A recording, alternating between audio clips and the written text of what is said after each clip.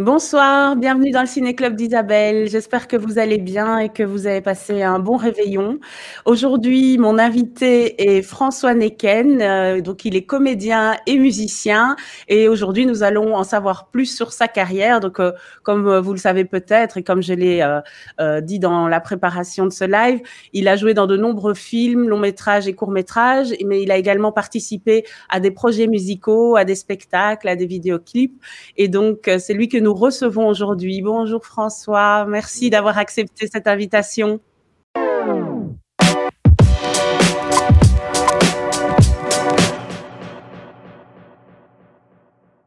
Mais bonsoir Isabelle et bonsoir à tout le monde et merci de m'avoir invité. Mais oui, en tout cas, c'est un honneur. Tu fais partie des comédiens que je trouve vraiment super et que j'avais envie de mettre à l'honneur aujourd'hui. Donc, je suis très contente que tu aies tout de suite dit oui. Et donc, pour commencer, comment vas-tu? Je vais pas mal, merci, ça va plutôt bien. Je suis Tant immunisé mieux. contre le Covid, il paraît, parce que comme je l'ai fait, voilà, Tu es vivant, tu es en bonne santé. j'ai survécu et ben bon après voilà, je sais pas jusque quand je peux compter sur l'immunité, mais c'est vrai, voilà, 10 jours de souffrance. Ah, de Pas souffrance quand même? 4 jours de souffrance et une dizaine de jours avec une autre souffrance, c'est que j'avais perdu l'odorat, donc le herve n'avait plus le même goût. Tu manges du herbe? J'en avais acheté un le jour où j'ai perdu l'odorat. Donc ouais, là c'est sûr. C'est vrai que c'est un bon test, hein. Merci pour le tuyau. C'est un bon test pour savoir si on a perdu l'odorat. Voilà, oui, effectivement, mais c'est dégueulasse. Hein. Enfin, franchement, le herve, en fait, bizarrement, le herve sans odeur, c'est dégueulasse. C'est juste du Ouais. gras, un petit peu de sel, comme ça, c'est vraiment pas. Il n'y a que la texture qui est quand même pas super. Quoi. Pas... On va pas vers le herbe pour la texture. Ouais. Voilà. Bon. Mais en tout cas, c'est revenu et tu es en bonne santé. On te voit en forme, avec bonne mine et tout et tout. Je voulais quand même te poser la question, je la pose à tout le monde. Comment vis-tu cette période et la période qu'on a connue donc en mars, tout ce confinement et autres contrariétés? C'est. Évidemment, c'est pas très joyeux. Bon, après, moi, j'ai de la chance d'avoir un chouette appartement, de bien m'amuser avec mon amoureuse et puis voilà, d'avoir des chouettes voisins aussi, ouais, j'habite dans un chouette quartier, donc on croise souvent comme les voisins. Après, ce qui me manque un peu quand même, c'est vrai, c'est la vie sociale dans des cercles un peu plus élargis, ça c'est sûr. La famille, et puis aussi les amis, et puis sortir au restaurant, ça j'aime bien. Et puis au théâtre, au cinéma, ça c'est sûr, bon, on peut encore un peu consommer les films sur son écran, mais c'est vrai qu'aller dans une salle obscure avec d'autres personnes et sentir la salle rigoler ou vibrer ou être émotionné ensemble, c'est pas la même chose que tout seul à la maison. Ouais. Et puis même le théâtre aussi, c'est quand même, ça me manque quand même si j'y allais plus à un rythme aussi effréné qu'avant, mais voilà. Oui, le simple fait de savoir qu'on a le choix, que si on veut y aller, on peut. Et le fait de se rendre compte qu'on n'a pas ce choix, je trouve que c'est frustrant. Cet après-midi, j'ai regardé un spectacle sur mon écran et je me suis dit, mais il faut que je revoie ce spectacle, mais en vrai, quoi, c'est pas possible, ça va pas avoir la même saveur. Donc, effectivement, il y a quelque chose de frustrant. Ouais, voilà. Donc, mais sinon, pour le reste, ça va. Enfin, je lis plus, quoi. J'ai plus de temps pour lire. Puis comme j'aime bien aussi m'adonner un petit peu à l'écriture, ça me laisse du temps pour apprendre, lire beaucoup de choses et puis griffonner quelques idées sur du papier, quoi.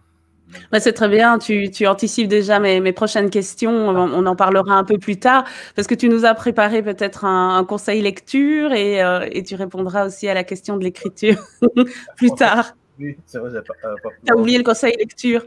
J'ai plein de bouquins autour de moi. Ah, ça va. Bon, on verra ça comme ça te laisse le temps d'y réfléchir. Ouais. Donc, oui, pour commencer, ce que j'aime bien faire en général, c'est expliquer comment on s'est connus. Donc, dans ma mémoire, on s'est connus lors de l'avant-première du court-métrage de Ingrid Eiderscheid, donc La meilleure manière. Et après, il y avait une petite soirée et dans mes souvenirs, c'est là qu'on s'est rencontrés, qu'on a papoté. Et donc voilà, le feeling était assez bon et j'ai gardé vraiment un bon souvenir de ce moment-là. Et après, j'ai l'impression qu'on vit dans le même quartier parce qu'on s'est croisés beaucoup dans les transports en commun. Je sais pas si tu te rappelles, à une époque, on se voyait tout le temps dans le tram ou dans le train ou dans le bus. Donc voilà. Mais on se voit plus parce que Covid oblige. Oui, et en plus, je fais mon confinement.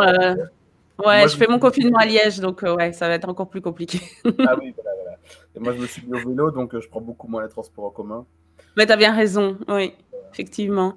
Mais Et alors après, on s'est vu on s'est vu à l'avant-première d'Escapada, dont on va parler aussi également plus tard. mon premier souvenir est plus vague aussi, mais je pense Escapada, par contre, je m'en rappelle bien. Oui, oui. Oui, tout à fait. C'était au Palace, oui, au Palace, hein, il me semble. C'était au Enfin bon, Palace? oui, Moi, j'ai l'impression. j'avais le souvenir que c'était à Namur, mais je mélange. C'était pas à Namur qu'on s'était. Bon, J'ai bref. pas le souvenir. Bon, c'est pas On grave. On avait s'est déjà vu. vu. Oui, peut-être. Exactement. Mais alors, ce que j'aime bien faire aussi, c'est faire des liens avec d'autres invités que j'ai eus précédemment. Et donc, le lien ici, évident, c'est Ingrid, qui était ma première invitée et avec qui tu as eu l'occasion de participer au projet Les Vedettes, dont Ouais. on va parler également plus tard. Mais si tu as d'autres souvenirs avec Ingrid, évidemment, c'est les bienvenus parce que je ne sais pas tout. Non, tu ne sais pas tout. Et tu le sauras. C'est ça. Non, c'est trop Ouais. bien raconté parce que avec Ingrid, on a été pas mal sur les routes. Donc, avec les vedettes, on a quand même beaucoup, beaucoup tourné. Donc ouais, effectivement, on a vécu pas mal d'aventures assez rock'n'roll. Donc, 1 heure n'est pas suffisant pour les raconter. Mais Non. D'ailleurs, on a moins d'une heure, en fait. voilà, voilà c'est ça. Même moins d'1 heure. Donc voilà, sachez qu'on s'est bien amusé avec Ingrid. Oui, mais non, on n'en doute pas. Mais on va commencer depuis le début, si tu veux bien. Donc, tu as étudié au Conservatoire de Liège. Et donc, ma question était, pourquoi as-tu choisi d'étudier le théâtre et à quel âge as-tu senti que tu voulais devenir comédien? C'est une question un peu compliquée parce que comédien, je pense que j'avais pas vraiment une idée précise de ce que c'était. Depuis tout petit, en tout cas, c'est vrai que j'avais un côté un peu showman. Parfois, ça m'est arrivé de répéter des playbacks de Michael Jackson pour montrer à mes amis, des trucs comme ça. Mais bon, voilà, j'aimais Il n'y a pas de bien. honte, hein. Moi, Non, je crois qu'on l'a tous fait. Enfin, moi, c'était Janet, donc voilà. ah, pardon. Mais voilà, c'est vrai que genre, quand j'y repense, il y avait un côté un petit peu comment est-ce que j'osais faire ça. Mais bon, mais c'était très bien. Voilà, je dansais sûrement très très mal le moonwalk et tout ça, mais voilà, ouais, j'avais ce côté-là. Et puis, adolescent, j'avais des groupes de rock, donc j'ai fait beaucoup de musique et c'est vrai que je chantais aussi. Donc, pour l'histoire, je pense qu'il y a eu un Y dans ma vie. Quand j'ai eu 12 ans, mes parents m'ont proposé de jouer d'un instrument. Et ils m'ont proposé soit du saxophone, soit de la guitare. Et j'ai pris la guitare. Et si j'avais joué du saxophone, j'aurais eu un truc en bouche et j'aurais peut-être pas ouvert ma bouche, j'aurais pas chanté. Et ma vie aurait sûrement été très différente. Mais j'ai pris la guitare et ça me permettait de l'ouvrir. Est-ce que c'était pas pour séduire les filles? Parce que souvent, c'est un peu ça qui se passe le avec la saxophone guitare. ou la guitare, j'imagine, a son petit effet. Quoi. Mais ça, c'est Ouais. sûr, évidemment, quand on joue de la guitare, on se dit. Enfin, quand on fait de la musique en général, puis même quand on monte un peu sur scène, on se dit quand même que c'est un bon moyen pour séduire les filles, ça c'est sûr. Mais ça a sûrement marché d'ailleurs. Mais ceci dit, c'est ça qui m'a amené à effectivement, ouais, peut-être à vouloir faire une carrière ou en tout cas travailler dans le spectacle en général. Et à la base dans le cinéma en fait. C'est assez rapidement venu. D'ailleurs, dans la fin de mes secondaires, j'avais déjà commencé à faire des exercices au cours de français. On pouvait créer de manière un peu libre. Et j'avais fait 2 films déjà, en fait, à l'époque. Et à Deux la base, films? oui, oui, mais le premier, c'était un montage gâchette, comme on appelle ça, parce qu'on n'avait pas de bande montage. Donc, on filme une image, on filme le plan suivant, on filme le plan suivant. Et quand sur la cassette, parce que c'était des cassettes, on a le film. Il n'y a pas de montage, il n'y a rien. Quoi. Donc, on devait calculer plus ou moins. Donc, c'est des films faits comme ça. Le deuxième, j'avais peut-être eu un petit montage. Mais il faut savoir que bon, on est dans une époque tellement lointaine qu'il fallait un bon montage. Enfin, je veux dire, on ne faisait Oui, pas ça oui. avec l'ordinateur. Maintenant, les gens font ça avec leur téléphone. Moi, je suis d'ailleurs incapable de le faire. Mais voilà, donc oui, c'était une époque assez voilà, plus compliquée en tout cas pour faire et monter des films. Enfin, on s'est débrouillé avec la caméra VHS. Mais tu as ressenti quelque chose à ce moment-là. Tu t'es dit, il y a un truc, quoi. Ça m'attire, ça me procure beaucoup de plaisir. Voilà. Et du coup, quand je suis sorti de mes secondaires, j'ai été faire une 7e préparatoire en technique et art de diffusion à l'Athénée Royal de Derghem. Bon, venant de ma campagne liégeoise, c'était quand même loin de chez moi. Tu venais d'où à Liège? Je vis à Dewey, moi, très Ah oui. précisément, du côté du Monde Sauvage. C'est cool. Oui, je vois. Mais c'est Oui, joli. oui, c'est très très joli, effectivement. Mais donc voilà, là j'ai fait cette septième, après j'ai fait c'était censé me préparer aux examens d'entrée au, genre l'IAD ou l'INSAS, mais j'ai pas été pris. Donc après j'ai fait l'UNIF pendant un an, j'ai fait de la commu, mais j'ai vite compris que l'UNIF c'était pas trop mon truc non plus. Et puis j'ai fait une année où j'ai encore raté l'examen d'entrée à l'IAD, mais en art dramatique cette fois-là. Et puis seulement en fait l'année suivante, après avoir suivi quelques stages en fait pendant mon année sabbatique entre guillemets, où j'ai même tenté d'aller à Paris. Enfin voilà, j'ai un peu cherché les trucs, mais j'étais assez déterminé à vouloir continuer là-dedans. J'ai fait le conservatoire de Liège. En fait, j'ai été pris au conservatoire de Liège l'année suivante. D'accord. Et donc tes parents, dans tout ça, pendant toute cette période un peu de tâtonnement, on va dire, ils ont toujours été derrière toi, ils t'ont toujours soutenu? Oui, oui, oui, oui. Peut-être qu'ils pleuraient dans mon dos, je ne sais pas. Non, non, j'ai eu de la chance d'avoir vraiment des parents très soutenants. Et, mes parents m'ont toujours dit, bah écoute, fais ce que tu veux dans la vie tant que tu es heureux. Et bah voilà, j'ai peut-être pris un peu trop au pied de la lettre, mais ça va, je me débrouille jusqu'à maintenant et voilà. Mais c'est sûr que c'était un choix de vie, enfin, surtout quand dans les débuts, on sait qu'on risque quand même pas enfin, avant moi d'avoir beaucoup de chance d'un succès phénoménal. Pourquoi pas? Moi j'y crois. Ah Enfin, oui, je moi, je sais, crois mais j'ai vraiment. quand même une part de chance. En tout cas, moi, je ne me sentais pas un prodige. Enfin, j'ai dû travailler quand même un petit peu, quoi. Oui. Donc, voilà. Mais bon, tu as quand même un beau parcours, hein, je trouve, Merci. justement. Donc, oui, pardon. Je voulais, avant ça, te demander, parce que tu parlais quand même beaucoup de musique et du fait que tu avais monté des groupes avec les copains et tout. Est-ce que parallèlement, tu as eu aussi une formation académique en musique ou est-ce que tu es autodidacte? Alors, comme les plus grands, en fait, et tous les maîtres de la musique en général, j'ai appris à la messe. Oui. Voilà, simplement. Donc, voilà, j'ai appris à jouer de la guitare avec le mec qui jouait de la guitare à la chorale, quoi. Et puis j'ai chanté à la chorale, c'est tout, mais après, j'ai vraiment appris avec les potes, avec les tablatures. Je suis incapable de lire une portée, en fait. Hein, enfin, je vois quand ça monte, quand ça descend, mais c'est tout. Non, voilà, j'ai vraiment juste appris à force de jouer avec des amis, à force de jouer dans des groupes. Bon, ça, fatalement, à l'école, on a eu quelques cours de chant lyrique, des choses comme ça. Et puis après, dans les différents spectacles que j'ai pu faire aussi, j'ai eu des profs de chant qui m'ont aidé. Après, tout ce qui est guitare, non, ça, c'était vraiment à force d'avoir appris à jouer. Oui. Quoi. Voilà. Mais on reparlera de la musique un peu plus tard, si tu veux bien. On va quand même rester pour le moment sur le métier de comédien. Je voulais savoir, donc, comment s'est passé ton début de carrière? Est-ce que tu as fait des castings ou est-ce que tu as plutôt privilégié des projets avec les copains? Non, pas vraiment. Au début de ma carrière, c'est toujours un grand mot. Mais j'ai pas trouvé d'autres Quand mots. je suis sorti de l'école, en fait. Oui. Moi, j'avais toujours mon projet personnel qui était de faire de la chanson. Je faisais de la chanson à l'époque. J'écrivais mes chansons et je les jouais, mais on ne l'était pas beaucoup dans mon groupe, vu qu'on était que moi à peu près. Voilà, il n'y avait pas non plus une dynamique de dingue, mais il y avait l'avantage de pouvoir jouer un peu partout aussi. Et dès qu'il y avait des petits concerts, il y avait beaucoup de trucs de chansons françaises dans le temps aussi à l'époque.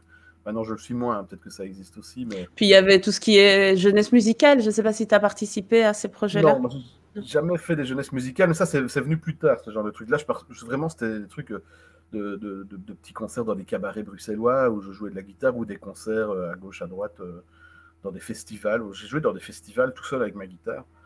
Mais ça c'était mon truc personnel.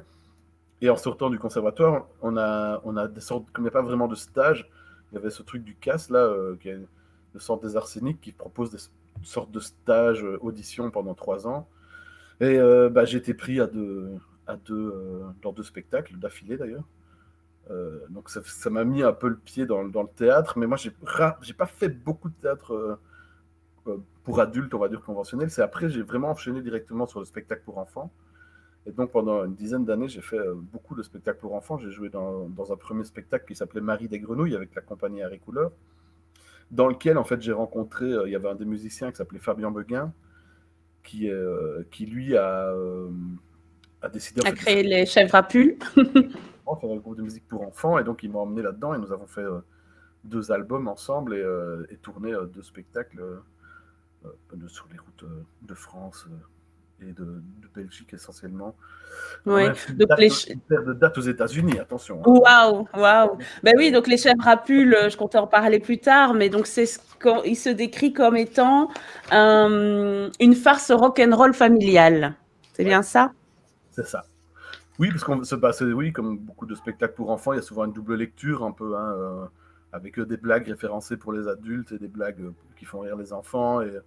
Mais puis, nous, notre idée, c'était vraiment de présenter un spectacle rock'n'roll, en fait, d'aller vraiment avec des solos de guitare, des solos de clavier, des solos de batterie, en foutre plein la tronche, quoi. Pas faire des trucs un peu gousi-gousi Oui. avec les enfants. Non, non, on y va et on recevait des berlingots sur la scène, hein, ça arrivait. Mais les retours, à part les berlingots, étaient quand même positifs. Vous avez eu des enfants qui sont venus vous voir en disant j'ai envie de me mettre à la guitare ou... Les berlingots, c'était plutôt positif, on était contents. Ah, d'accord. Ah, c'était positif. Non, parce que c'était genre, ils étaient dans l'ambiance, ça, c'était pas pour nous dire cassez-vous. Non, non, non. Non, non, c'était plus, vraiment, c'était drôle, quoi. Comme si c'était un truc pour dire on est content, on lance nos trucs sur scène, quoi. Non, non, non, on avait des retours positifs, on a tourné à fond avec ça, on a fait énormément de dates. Ouais, ouais. On faisait au moins une date par semaine, quoi. Oui. Non, non, ça a bien tourné. Le premier spectacle, très très bien. Le deuxième, peut-être un petit peu moins. Mais je sais plus. Mais en tout cas, j'ai joué là-dedans pendant des années. Oui. Et en parallèle, en fait, pendant ce temps-là, je faisais des clips et des trucs comme ça. C'est comme ça que j'ai commencé un peu à avoir un petit pied devant les caméras, en fait, parce que à cette époque-là aussi, que je fréquentais beaucoup des groupes de Liège. Et donc, The Experimental Tropic Blues Band m'avait proposé de jouer dans leurs clips. J'ai joué dans deux de leurs clips, en fait. C'était dans mes premières expériences face caméra, en fait. On va dire. Enfin, j'avais déjà fait 2-3 trucs, hein, mais voilà. Et c'est comme ça aussi, en fait, c'est via les Maris des Grenouilles, donc la pièce de théâtre pour enfants, que j'ai rencontré Yannick Duret, qui jouait aussi dans la pièce, et qui était dans les vedettes, qui à la base était un spectacle de rue. Et c'est comme ça que, en fait, je me suis retrouvé à me retrouver dans les vedettes, en fait, à faire le coach dans la rue. Ah, c'est ça, d'accord. Oui, parce que dans les clips, on te voit, mais on ne sait pas toujours exactement quel est ton rôle, parce que les vedettes, c'est quand même un groupe de filles. Et donc, finalement, toi, tu es là et on se demande quel rôle tu as dans ce groupe. Mais en fait, oui, mais mon rôle a beaucoup évolué parce que, bon, je ne sais pas si tu avais vu le spectacle de rue. Non, parce que je n'habitais pas en Belgique à ce moment-là. D'accord, mais voilà, le spectacle était vraiment... c'était une sorte entre la parodie et l'hommage, hein, c'est comme ça qu'on le vendait, mais c'était vrai, puisque et avec toutes des majorettes un petit peu rock'n'roll. Et il y avait le coach, celui qui suit toujours avec la sono sur la voiture et tout ça. Et il y avait 2 gardes du corps aussi, il y avait d'autres garçons aussi au départ. Et donc voilà, il nous arrivait plein d'aventures pendant le spectacle. Bon, moi, il m'arrivait quelques problèmes aussi, c'était assez rigolo, quoi. C'était un truc où les gens pouvaient regarder un peu à gauche, à droite, il se passait tout le temps des trucs. Ouais, ça devait être génial. Et bon, j'ai l'impression que les gens gardent un beau souvenir et les vedettes elles-mêmes ont beaucoup de nostalgie aussi quand elles repensent à cette époque-là. Et c'est vraiment génial de le vivre et de l'avoir vécu, quoi. C'est clair, c'est clair. Ouais. Y a-t-il une anecdote, un souvenir qui te vient en tête par rapport à cette époque-là, aux vedettes, justement? Oui. Plein. Il y en a, oui. Bon, je me rappelle, un jour, on a joué au Palais de Tokyo. Et il y avait Jean-Paul Gaultier qui avait dit qu'il viendrait que si les vedettes étaient là. Ah bon? Oui. Donc les vedettes étaient là, donc il est dû venir. et donc on est tous, enfin on est un groupe autour de Jean-Paul Gaultier et en train de discuter avec lui. Et il y a Claire Botson, je sais pas si tu vois qui c'est. Oui, je vois, oui. Et qui dit c'est pas vrai, enfin je l'ai rencontré, ça y est, ça fait des années que je voulais le voir. C'était son rêve. Et non, elle arrive dans le groupe comme ça, elle dit ça, et tout le monde est là. Oui, Jean-Paul, il est là. Elle fait non, pas Jean-Paul. Et elle parlait du bourgmestre de Saint-Gilles qui était là. Charles Piquet. Pour Charles Piquet, exactement. Elle voulait absolument voir pour lui demander une salle pour de répète ou quoi. Enfin, J'adore. Elle est pragmatique. C'est bien. Voilà. Ça, c'est mon souvenir. Après, j'espère que ça colle à la réalité, mais non, voilà. Oui, il faudra que je l'invite pour une conversation et qu'elle puisse corroborer ce que tu dis. Voilà. Mais on ne se connaît pas encore, malheureusement. Comment? Il raconte peut-être n'importe quoi. Elle va peut-être dire que je raconte n'importe quoi. Mais voilà. Bah, en tout cas, c'est une drôle d'histoire. C'est une histoire drôle, j'aime bien. Voilà. Oui. Et donc, pour citer un petit peu les films, on pourra reparler des vedettes après si tu veux. Pour parler des films. Pour parler donc des films dans lesquels tu as joué, donc je vais en citer quelques-uns. Donc il y a Ma mère est folle de Diane Curie, c'est avec Fanny Ardant et Vianney. Donc pour info, Diane Curie, j'ai été vérifiée, c'est celle qui a fait Diabolomante. J'avais adoré ce film. Il y a eu Coma et Wits de Martine Doyen, Le Fidèle de Michael Roskam, Effacer l'historique de Lépine et Kerverne, Rodin de Jacques Doyon, etc. Mais il y a d'autres films en post-production. Donc voilà, ma question était, as-tu envie de raconter une anecdote ou un souvenir d'une belle rencontre sur l'un de ces tournages? Oui. Oh. Oui. Bon, je dois avouer un truc, c'est quand même que j'étais coupé dans Effacer l'historique. Ah bon? Oui, j'ai pas encore vu le film, j'avoue. Ouais. Il est très très bien. Tout le monde m'en dit du bien, en effet. Ils ont vraiment bien fait de me couper, je pense. Mais, non, je dis pas que j'étais pas bien, mais je veux dire, le film est très très bien en tout cas sans ma présence. Bon, après j'avais un tout petit rôle, mais c'était un peu, je sais pas leur quantième film c'était, mais ça fait un paquet de films qu'ils ont fait. Eux. Et ils avaient décidé un peu de rassembler aussi vraiment beaucoup de leurs potes qui dans le truc. Et donc voilà, je savais que j'avais un tout petit truc, une toute petite scène avec Denis Podalides. Et que bah, voilà, ça me pendait au nez d'être coupé. Donc voilà, mais c'était quand même toujours c'était un plaisir de me retrouver. Mais oui, parce que tu as eu l'occasion de travailler avec eux à d'autres occasions et on va en parler après. Donc voilà. Mais j'avais jamais travaillé avec Kerverne. C'était la première fois que je l'ai rencontré. Voilà. Donc oui, on va en parler plus tard, mais dans le comment dire, Groland, le gros métrage, Kerverne est dans le film, non? Kerverne est dans le film, mais si on regarde bien, il est dans une vidéo dans le film. Ah, d'accord, oui. En fait, j'ai rencontré à cette époque-là toute la bande de Groland, oui. Sauf parce que je le regardais à la télé. Ah oui. Mais donc, il n'est pas venu sur le tournage dire bonjour Non, il n'est pas venu. D'accord. Mais bon, voilà, ça arrive. Mais donc voilà, et parmi les autres films, as-tu envie de parler d'un projet en particulier ou raconter un souvenir? Je réfléchis. Hein. Bah, Coma, par exemple, c'était oui. c'était mon premier rôle, dans un long métrage en fait de ma vie où je faisais autre chose que de la figuration parce que j'avais fait un petit peu de la figuration à l'école pour voir un plateau. Et donc là, c'est vrai que j'avais été invité par Martine Martine Doyen. Oui, tout à fait. À jouer. En fait, bon, j'avais une sorte de chanson à l'époque où je chantais un faux chinois. Mais oui, on va en parler.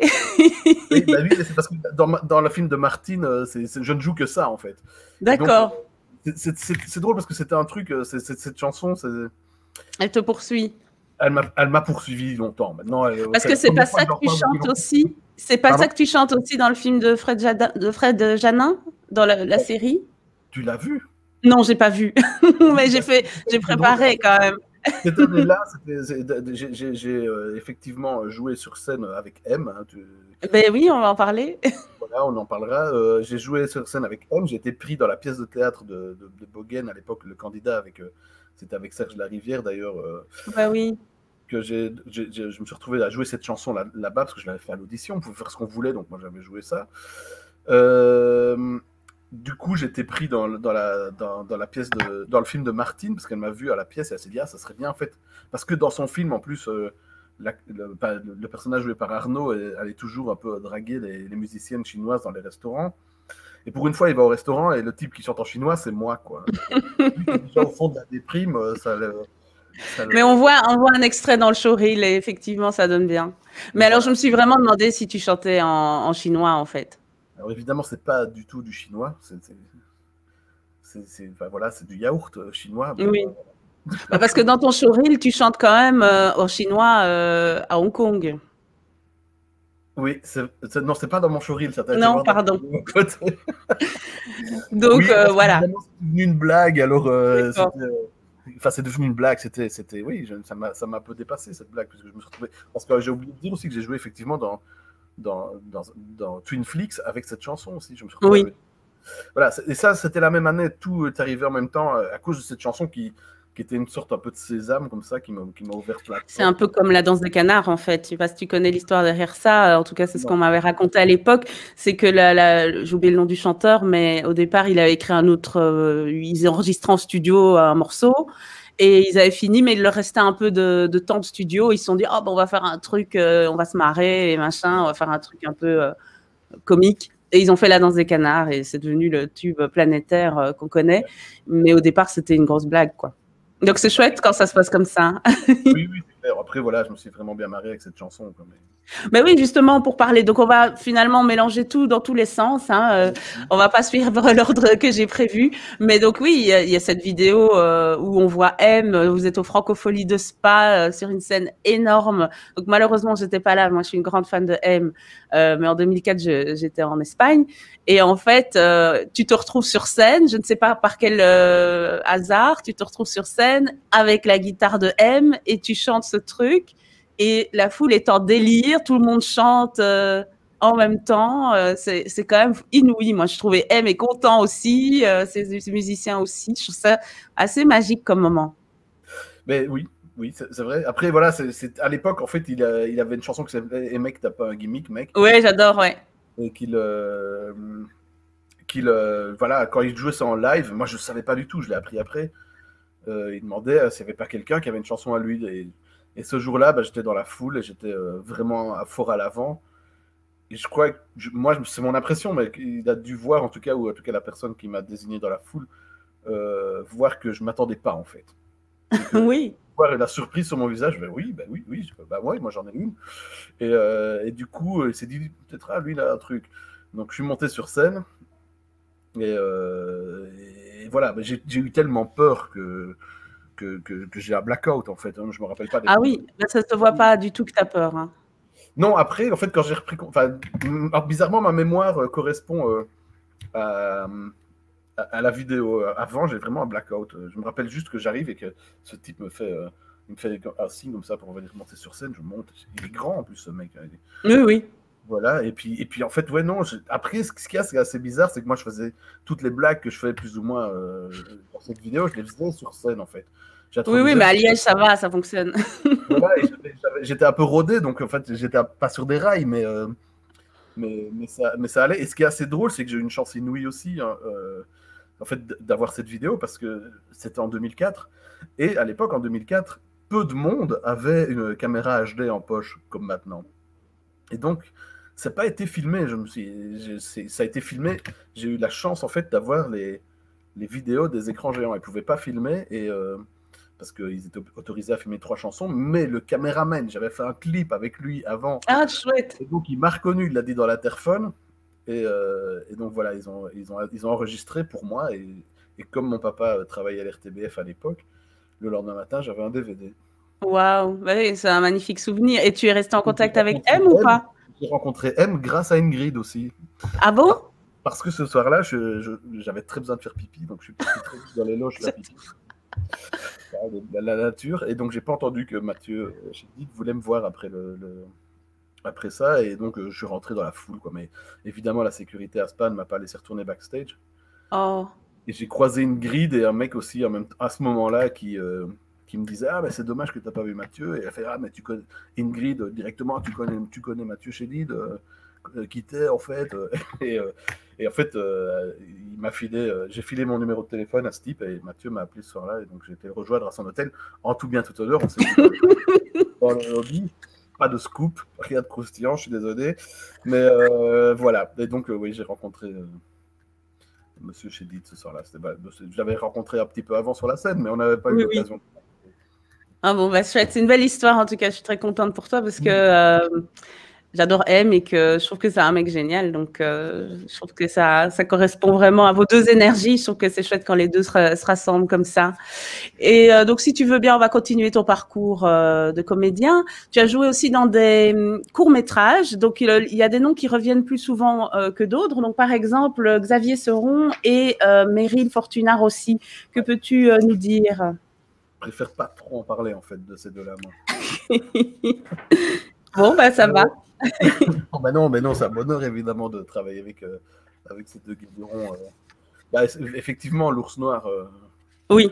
l'ours noir, c'était une aventure, effectivement, assez palpitante, même si on en parle avec beaucoup de joie maintenant. Nous avons quand même bien ramé sur le tournage, parce que, bon, on était couverts de boue, de faux sang, couchés dans la forêt, parfois pendant la nuit. Donc pour le moment, sur le moment même, on pestait parfois un petit peu. Enfin, c'était pas les meilleurs moments de notre vie.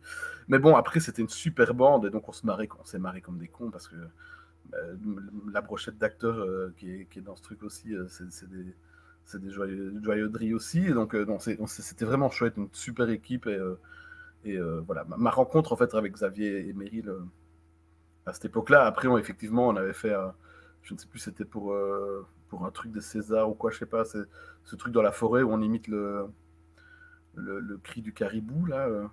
Ça, c'était un truc vite fait. Non, long, le titre est on ne sait pas s'en rappeler quoi, et insouvenable, je sais pas comment on dit. Tension, émotion, un truc dans le genre.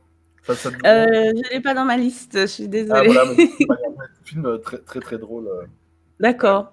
Avec voilà, Mais on a donc, quand sur Ours Noir, vous avez eu un Magritte, donc c'est bien, ça fait un peu oublier les longues soirées d'hiver dans la forêt. oui, mais c'est de toute façon, c'est comme toujours, dès qu'on va se retrouver dans la boue, les trucs qui collent et tout ça avec des petites bêtes, on râle sur le moment, mais après on est toujours content du résultat, ça donne toujours bien. Mais là, le film, Apparemment, vous aimez particulièrement ça, puisque vous avez remis le couvert pour Totem. Donc, oui, voilà, vous auriez pu faire ça dans un château bien chauffé, mais non. c'est vrai, note pour plus tard. Voilà. Un truc Donc, dans un mal. pour expliquer, Totem, c'est le film que tu as coécrit avec Fred Deloof, et donc c'est avec Pablo Andrés notamment. Et donc, toi, tu as coécrit, mais tu joues Et Xavier également dedans. Dolan, il joue dedans aussi. Oui, oui, tout à fait, effectivement, pardon. Oui, Oui. d'autres, mais oui, oui. Alors, j'ai coécrit ce film avec Fred, qui lui est venu me chercher en fait à la base. Donc il avait obtenu le financement, low budget, là, comme on appelle, ou les productions légères plus exactement. Enfin, parce que low budget en Belgique, c'est un peu C'est dommage. un peu péjoratif, mais soit. Non, c'est tous les films. Enfin, je voyais pas Oui, c'est ça. pas beaucoup en tout cas.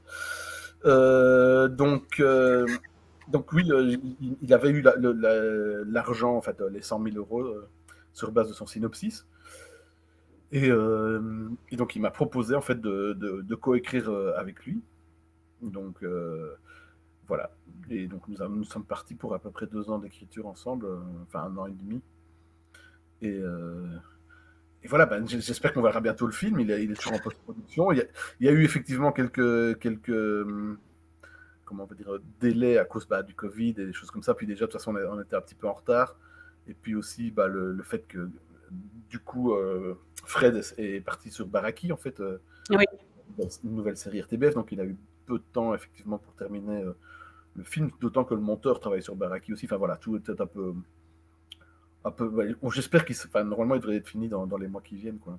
D'accord. Et comment se passe l'écriture à deux? Ben, alors, il y avait beaucoup de parts de Kicker. Euh... C'était votre processus créatif. Ouais, non, mais alors, c'est parce qu'il était juste à côté et que c'est vrai que j'ai beaucoup progressé. Fred est très bon, très très très bon au kicker, donc j'ai dû vraiment essayer de m'adapter. Bon, il m'a laissé beaucoup gagner, mais je l'ai battu 1 ou 2 fois. Je tiens à le dire publiquement. Mais voilà, non, effectivement, on s'est retrouvé beaucoup en face de la table, à se lancer beaucoup d'idées. Et techniquement, ouais, on parlait beaucoup. On se mettait d'accord sur des trucs, et puis on se disait, toi, t'écris cette partie-là, moi, j'écris cette partie-là. Et comme de toute façon, en fait, l'écriture, c'est toujours un travail d'aller-retour tout le temps. Donc, bah, on écrivait, on se lisait, on se critiquait, on se remettait au truc. On se partageait les tâches, en fait, en se disant, tu vas écrire telle séquence. Moi, je suis aspiré par telle séquence, j'écris celle-là, ouais, moi par celle-là. Mais c'était toujours sur base de nos discussions préalables autour de la table, quoi. Et donc voilà, on faisait ça tous les jours, essentiellement la matinée. Après, on mangeait un petit bout et puis on continuait un peu, mais on était souvent plus amortis. Voilà. D'accord. On travaillait dans un bureau et sauf le vendredi, où on aimait bien aller travailler dans un bar. Ouais. Et donc, au niveau du casting, comment ça s'est fait? Donc, par exemple, le choix de Pablo Andrés. Le choix de Pablo, mais en fait, c'est un peu compliqué parce qu'on on a eu beaucoup de changements de casting en dernière minute. On a fait passer beaucoup de. Enfin, pas beaucoup de casting parce qu'il y avait des gens qu'on avait assez directement en tête et on avait. Déjà, on allait jouer dedans aussi, nous. Donc, comme dans le, rôle, dans le film, il y a à peu près. Il n'y a pas 10 rôles, quoi. Donc. Et que chaque fois il y a des doublons, mais ça je peux pas trop raconter, mais bon voilà. Mais donc du coup en fait c'était ça, on a dû, on avait les 5-6 rôles, dans les 5-6 rôles principaux, on avait déjà quelques idées, puis on a fait passer 2-3 castings, dont Pablo, que pour des questions de double rôle et tout ça, on n'avait pas finalement pris, enfin on avait préféré quelqu'un d'autre pour différentes raisons, et finalement il y a eu des changements de casting, et donc directement on a repensé à Pablo, on a fait ok, il était partant, et il est terrible dans le film. Hein. Oui. En tout cas, on se réjouit de le voir. Hein. Ça se passe dans le milieu des scouts, en fait, c'est ça? C'est une Voilà. espèce de revival dans le milieu des mouvements de jeunesse. C'est ça, voilà. C'est-à-dire que en gros, c'est un scout un peu qui a quelques problèmes avec son passé et qui va faire un revival avec ses camarades scouts dans la forêt. Et ils vont découvrir un passage temporel dans leur chiotte. D'accord. C'est donc les Goonies version belge. Peut-être, ouais, une sorte de retour vers le futur, un peu caca. Voilà. Mais voilà, voilà, c'est sûr que l'humour est voilà, un peu rock'n'roll, mais je pense, voilà, on a essayé de faire un film aussi pas gratuit, on a essayé de rigoler, mais qui est quelque chose à Que ce soit consistant, oui. voilà, ceux qui n'auront envie que de rigoler pourront vraiment rigoler et se contenter de ça, et ceux qui voudront se dire, ah oui, c'est vrai qu'on ne peut pas revenir sur son passé, pourront se Oui, c'est ça. Oui, oui, c'est toujours les mêmes questions qu'on a quand on regarde Retour vers le futur, finalement, ou Tenet, voilà. je ne sais pas si tu as vu Tenet. Non, je ne l'ai pas vu. Mais il nous a Donc, pas dit parce qu'il est arrivé après. Donc. Mais je ne sais pas ah si on a oui, Christopher Nolan, je n'ai pas vu. Donc je sais pas. non, non, c'est pas grave, mais tu le verras à l'occasion. Mais on a il a des scouts ou pas? En fait, peut-être qu'il vous a copié. Je ne sais pas, il y a des scouts ou pas Du tout. Non. Non. Ouais, Mais donc parlons de Sarah Hirt parce que ouais. voilà, je t'ai découvert moi au cinéma dans le film de Sarah Hirt, Escapada. Tu avais déjà joué pour elle dans En attendant le dégel, qui est un court métrage. Et donc pour revenir donc à Escapada, qui est un magnifique film, on peut dire que c'est un road movie d'une certaine manière. Enfin, il y a une partie road movie. Oui. Bah, oui, oui. C'est un drame familial aussi. Enfin, oui, voilà. Oui, une comédie dramatique. Voilà, comédie dramatique. Oui, un peu d'humour quand même là-dedans. Oui. C'est un feel-good movie aussi, parce que ça, je sais pas, moi j'ai l'impression que chaque fois que je vois ce film, il fout une certaine pêche comme ça. Il est assez doux, mais il donne. C'est peut-être parce qu'il y a le soleil dedans aussi, je sais pas. Mais oui, justement, ma question c'était un peu comment s'était passé le tournage, le fait d'être en Espagne, etc. C'était très dur, on a beaucoup pleuré, tout ça. C'est assez bizarrement, parce que. Non, c'est pas vrai. Bah oui, c'était chouette parce qu'évidemment, on était un peu en huis clos parce que tout le monde était. On était dans une cité balnéaire au bord de la mer, là, dans le nord de l'Espagne, près de la frontière française, près de Cadaqués, c'est précisément. Et donc, toute l'équipe était là dans cet immeuble qui était déserté, en fait, puisqu'on était tout à fait hors saison. D'ailleurs, l'hôtel fermé quand on est parti, jusqu'au début de la saison suivante. Et donc, ouais, c'était chouette parce qu'on était vraiment voilà, de cette sorte d'osmose, en fait, tous ensemble. Il y avait que 2 restos, donc on s'est retrouvés tous. C'était le jour du poisson dans le resto poisson, le jour de la viande dans le resto viande. Donc voilà, il y avait plutôt une bonne ambiance. Et puis les Okupas, là, ceux qui jouent cette bande, bah, ils se connaissaient peut-être pas tous, mais ils formaient vraiment une grosse bande à la fin. Et donc il y avait une bonne ambiance assez joyeuse et festive C'était très chaleureux. Et voilà, et puis c'était aussi très agréable d'être au bord de la mer en octobre et de profiter encore d'une vingtaine de degrés. Euh, C'était sympa. Oui, et par rapport à l'histoire du film, sans vouloir trop spoiler pour ceux qui ne l'ont pas vu, donc c'est l'histoire d'une fratrie, il y a deux frères et une sœur, et il s'agit de vendre la maison familiale, et donc il y en a un qui veut, l'autre qui veut pas, il y en a une troisième qui veut vivre sa vie, etc. Et toi, tu joues un peu le rabat-joie, on peut dire un peu, hein, celui qui est plus conservateur en fait, qui veut vraiment maintenir les choses telles qu'elles ont toujours été. Ouais. Comment as-tu vécu déjà le fait d'avoir un rôle principal, le fait d'avoir un rôle sérieux, même s'il y a des moments drôles, hein, mais ton personnage est plutôt sérieux. Et comment l'as-tu vécu? Qu'est-ce que ça a changé après pour toi? Euh, Qu'est-ce que ça a changé, ça? C'est une grande question. T'es pas obligé d'y répondre. Non, non, mais ben oui, alors c'est vrai que c'était un défi, je ne sais pas si c'est le mot exactement, mais c'est clair que c'était engageant, en tout cas pour moi, de me retrouver avec un rôle principal. Après, c'est un rôle aussi où quand même, le film est quand même fort centré sur la fratrie.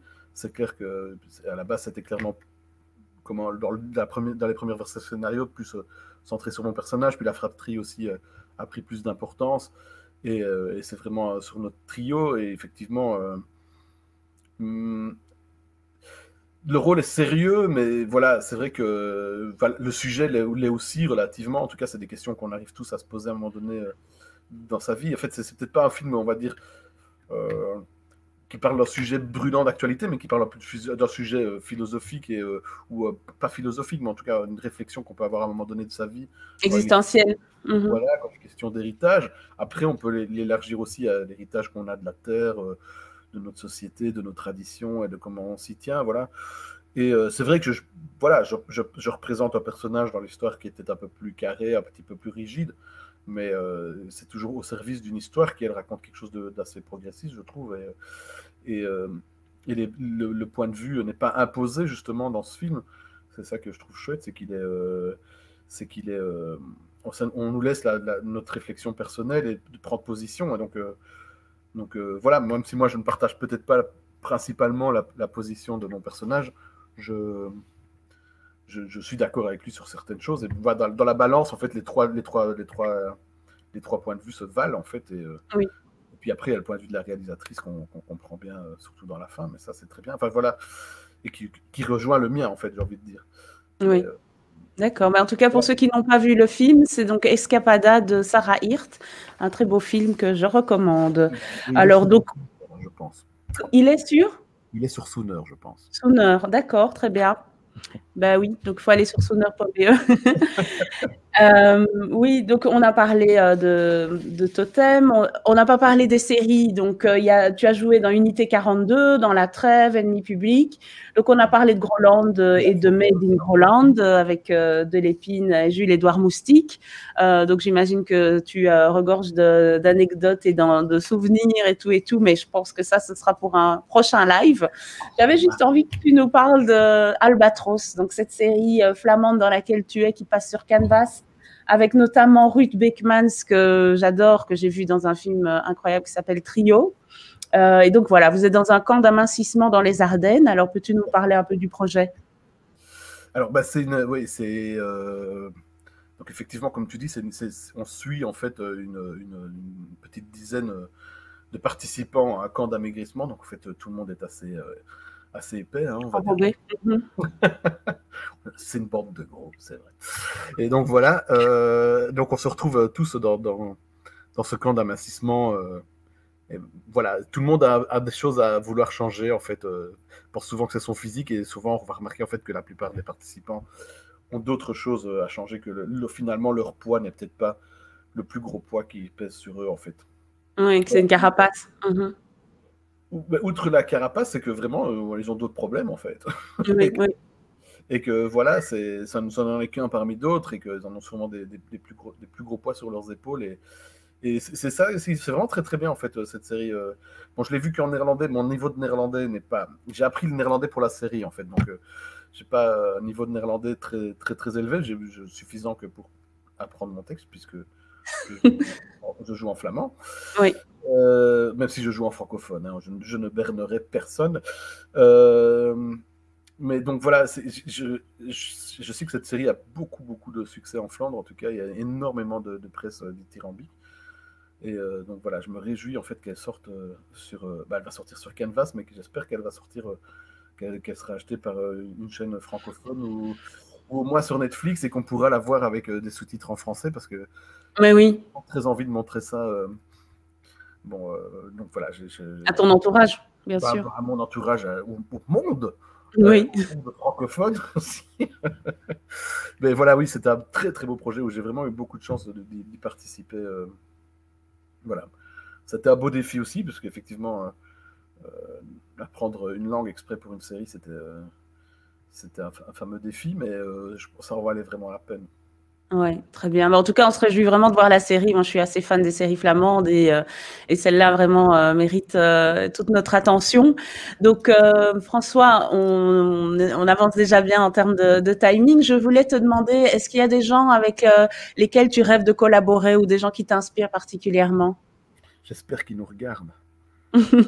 C'est qui, Robert Redford? Non, mais moi, c'est vrai que j'ai toujours été, enfin, pas toujours, depuis quelques années, je suis fan du stand-up américain. Il y a des trucs que j'aime vraiment beaucoup et c'est vrai que j'ai toujours été fan de Louis C.K., que j'ai eu beaucoup de chance de voir ici à Bruxelles, puisqu'il est venu jouer ici. J'ai pu le voir en vrai, j'ai eu la chance de rencontrer aussi sa compagne. D'accord. Amoureuse, puisque c'est Blanche Gardin que j'ai rencontré dans... Enfin, en tout cas, il me semble qu'ils fricotent parce qu'ils ont fait un truc ensemble. Dans Effacer l'historique.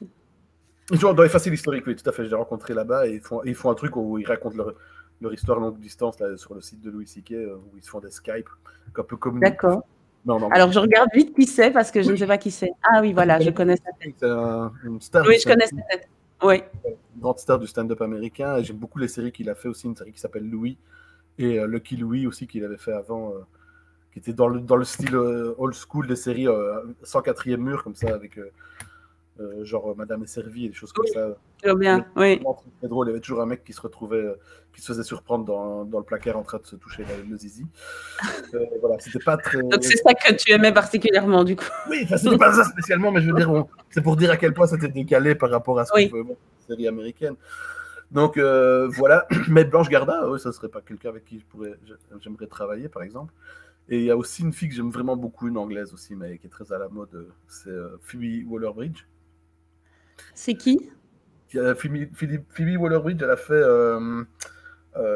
Alors moi j'ai en tête Crashing parce que c'est une série que j'ai beaucoup aimée, mais elle a fait aussi Fleabag.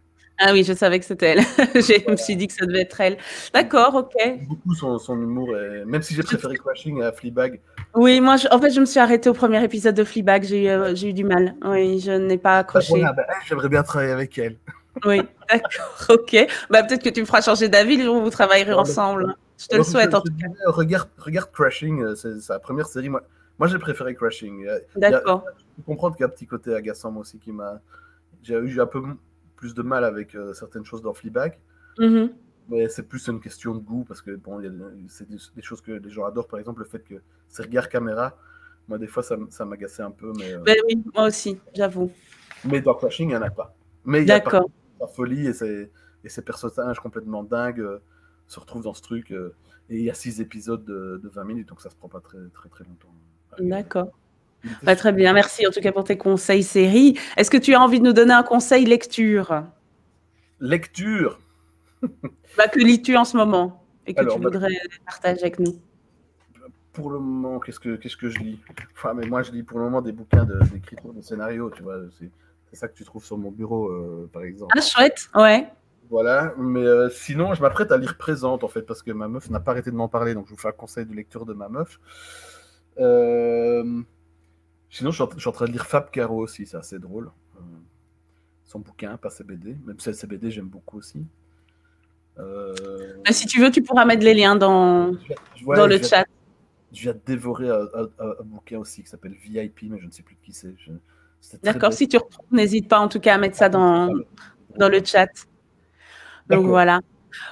François, on va devoir se quitter. En tout cas, ça va vite, hein, ça donne on a l'impression qu'on est là depuis 5 minutes. Oui, c'est ça. Pas de mon verre, j'ai parlé tout le temps. Vas-y, bois, pendant que je parle. Donc, en tout cas, je voulais remercier toutes les personnes qui ont suivi ce live. En tout cas, c'est chouette. On va lire les commentaires comme on fait toujours une fois qu'on aura quitté le live. Et bon, hein. En tout cas, de ce que je vois, Laurent Delia, par exemple, dit excellent l'anecdote avec M. Donc voilà. Donc il y a plein d'autres. Vidéo en plus, comme ça, il pourra le voir. Mais oui. Donc voilà. Donc il y a plein de commentaires et on va les lire ensemble. Et en tout cas, François, je voulais encore te remercier d'avoir accepté l'invitation parce que ça me fait vraiment plaisir qu'on ait pu discuter et que j'ai pu aussi te présenter à ceux qui ne te connaissaient pas ou qui te connaissaient mal, dirons-nous, qui ont une idée un peu plus globale de ce que tu as fait et de ce que tu fais. Et voilà. Et en tout cas, on te suivra pour tes prochains projets. Il y a 3 films là en post-production, donc on se réjouit de les voir, notamment Totem. Mais il y a un film aussi sur NTM dont tu m'as parlé. Suprême, oui. Voilà. Et puis il y a un rôle un peu plus important en France. Ben oui. Donc il faut pas qu'on le rate. En tout cas, François, je te remercie. As-tu envie d'ajouter quelque chose ou de faire passer un message?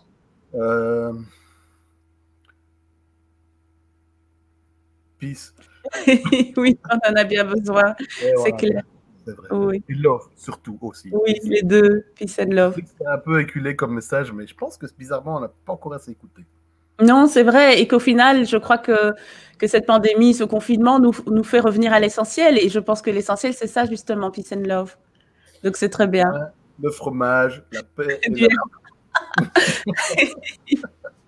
En tout cas, je te souhaite une bonne année et je vous souhaite aussi à tous une bonne année. Si vous avez envie de continuer à suivre oui, il faut que ça marche. Après, encore une fois, pendant l'année 2020, il y a eu aussi des chouettes choses qui se sont passées. Donc, essayons de nous focaliser sur ce qui s'est bien passé.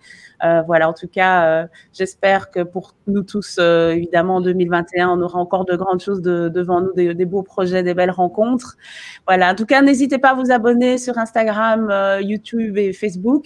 Et on se retrouve la semaine prochaine avec Cecilia Canconda. Je ne sais pas si tu la connais. Non? Ben voilà. Et en live pour la découvrir. Mais oui, si tu avais été accepté à l'IAD, tu l'aurais découverte en fait. Enfonce le couteau. Ils m'ont trouvé trop gros. Comment? Ils m'ont trouvé trop gros. C'est vrai? Ouais. Waouh! Bah, c'est une belle revanche en tout cas parce que tu as un beau parcours et comme quoi c'est chouette aussi justement. J'espère que ça va vraiment inspirer beaucoup d'autres qui ont tendance à être peut-être mal dans leur peau ou complexés. En tout cas, je trouve que c'est important de s'accepter comme on est et de montrer qu'il y a vraiment de tout dans le paysage audiovisuel et ça c'est un beau message en tout cas. Il y a des gens qui ont de l'imagination pour ça aussi. Voilà. Il ne faut pas toujours porter à des gens toujours. Il en faut, hein, il faut des gens qui sont plus plastiques peut-être pour certains trucs, mais il faut de tout. Avec de la barbe et du gras et tout ça. Oui, en tout cas, je suis contente que tu respectes quand même la bonne santé. Comment? Et différentes couleurs aussi. Enfin, il faut. Enfin, je sais pas, ça manque de diversité. Enfin, on sait que c'est un discours qui revient souvent, ça manque de diversité dans les formes, les couleurs et tout. Et enfin, voilà, les origines et tout, c'est vrai, on n'en a pas débattu aujourd'hui, il n'y a pas à débattre en fait. Mais voilà, et des sexes aussi, n'en parlons pas. Enfin, voilà, Oui, tout à fait, plus de diversité. Mais ça avance, ça va faire partie des.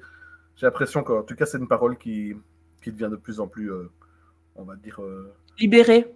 Oui, pas libérée, c'est qu'elle essaie, mais on l'entend de plus en plus. Enfin, je veux dire, c'est des discours et qu'on en prend conscience. Enfin, je veux dire, voilà, c'est enfin, et ça travaille de longue haleine. Hein. Oui, tout à fait. Comme l'écriture, il va y avoir des allers-retours. Oui, en tout cas, on se réjouit aussi de lire tout ce que tes prochains projets. En tout cas, bonne chance pour tout ce que tu fais et encore merci. Et à très bientôt alors. Hein, et bonne année. Merci. Santé, bonne année à tout le monde. Et bonne santé surtout. Un verre de vin rouge tous les jours. Pas plus.